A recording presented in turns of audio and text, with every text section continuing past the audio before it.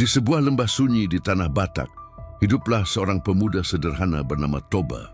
Ia bukan bangsawan, bukan pula orang terpandang. Hidupnya bergantung pada ladang kecil dan sungai yang mengalir jernih di kaki perbukitan.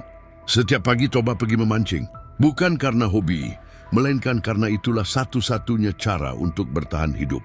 Sungai adalah sahabatnya dan kesunyian adalah teman setianya. Namun pada suatu hari yang tampak biasa, takdir memutuskan untuk berbicara. Saat Toba melemparkan kailnya, seekor ikan mas besar tersangkut. Sisiknya berkilau seperti emas di bawah cahaya matahari.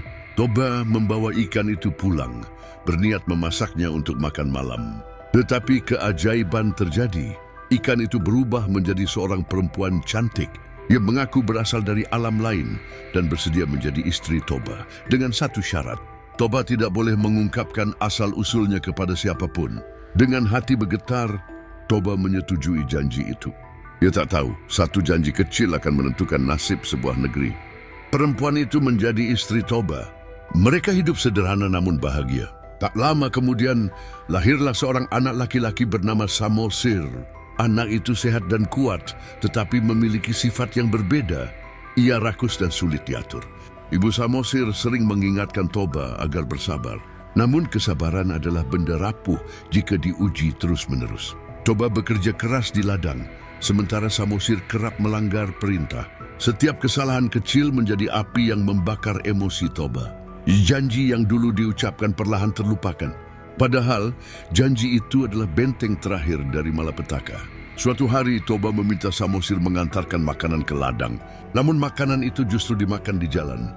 Ketika Toba mengetahui hal itu, amarahnya meledak.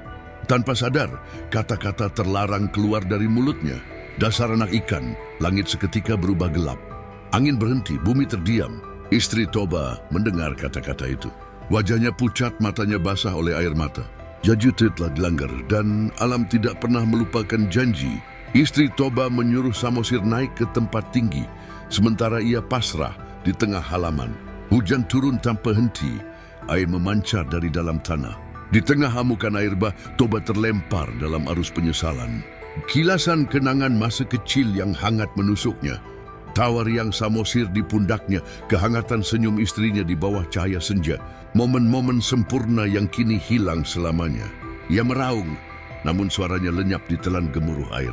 Istrinya kembali ke wujud aslinya, menyatu dengan air.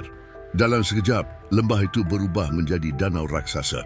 Air akhirnya tenang. Di tengah danau muncul sebuah pulau. Pulau itu adalah tempat Samosir bertahan hidup. Danau itu dinamai Danau Toba. Legenda ini diwariskan turun-temurun sebagai pengingat bahwa janji bukan sekadar kata dan amarah bisa menghancurkan segalanya. Dan hingga hari ini, Danau Toba berdiri megah sebagai saksi bisu janji yang dilanggar dan cinta yang berakhir menjadi legenda.